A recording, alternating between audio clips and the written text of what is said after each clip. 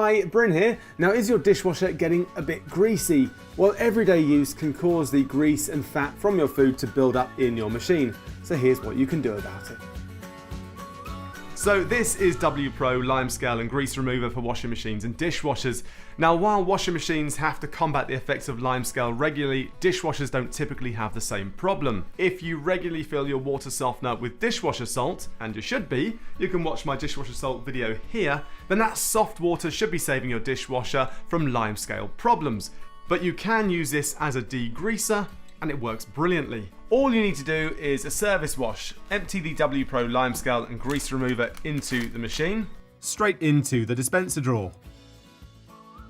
Now, with the machine empty, set it to a service wash. If your machine doesn't have a service wash like this one here, you need to set it to its highest temperature program. In the case of this machine, that's program number 2, and then leave it to do its thing. There we go, looking great. Now, you want to aim to do a service wash with a degreaser like the Wpro about once every month.